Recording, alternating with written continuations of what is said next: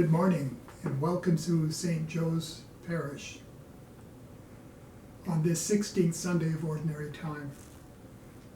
One of the most enduring pictures we have of Christ is the image of the Good Shepherd, the divine present who guides us on our journey of life and faith, leading us to what is right and good.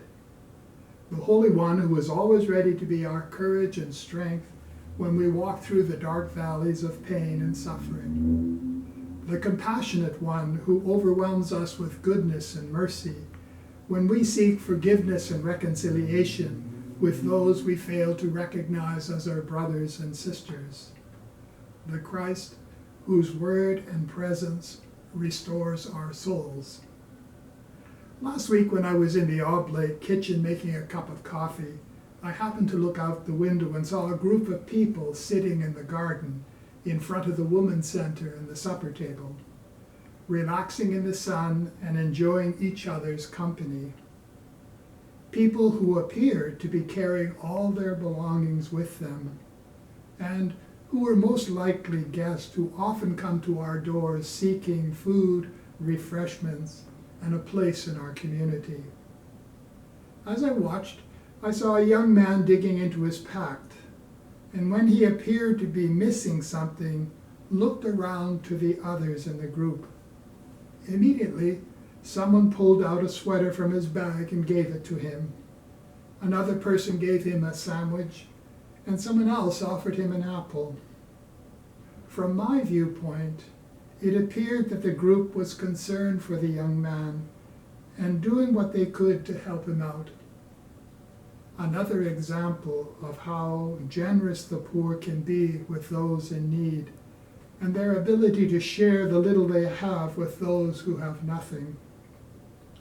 Another reason why the Church is called to have a preferential option for the poor, and why Pope Francis calls the shepherds to smell like the sheep. For we can learn much about generosity and compassion from the poor who gather at our doors.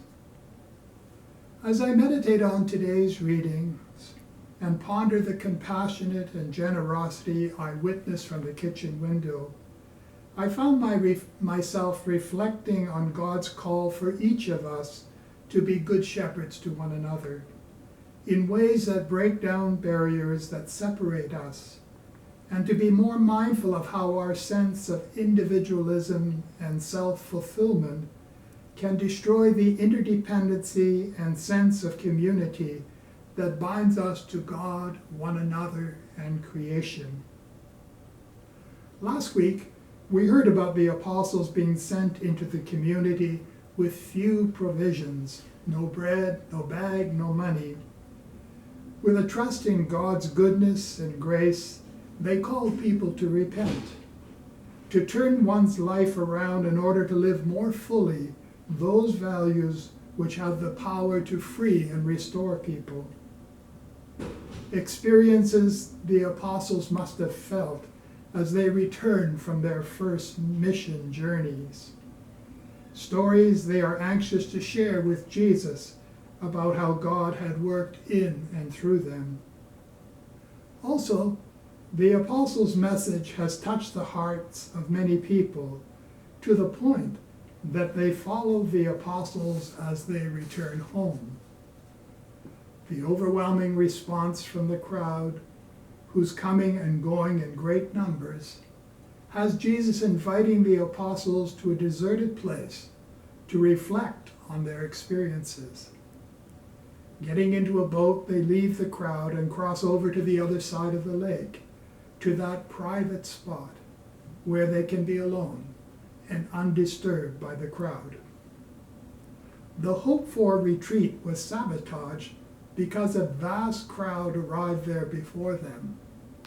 The gospel tells us that when Jesus saw the people, he is moved with compassion and begins to teach them. This is one of the few occasions where Mark gives us a glimpse into the emotions of Jesus, here using a verb that connotes a deep felt gut reaction. Jesus is not only concerned, but identifies with the people in need. the Christ whose deeply felt compassion has him overwhelming the crowd with goodness and truth in ways that restore their sense of belonging to God and one another. This is the example Jesus sets for us, who are called to be good shepherds to all those we are asked to serve with gratitude, generosity, and compassion. In doing so, we experience the oneness that makes us hunger and thirst for works of justice and peace. Next Sunday, we will begin reading from John's Gospel, the section which is often referred to as the Bread of Life discourse. For 5 weeks, we will reflect on the Eucharist and ponder the meaning of the miraculous loaves which Jesus will share with the people in that deserted place mentioned in today's Gospel. The powerful message of word and presence is an invitation for us to look at our world the way Jesus looked at his, to feel the needs of the people and respond in whatever way we are able.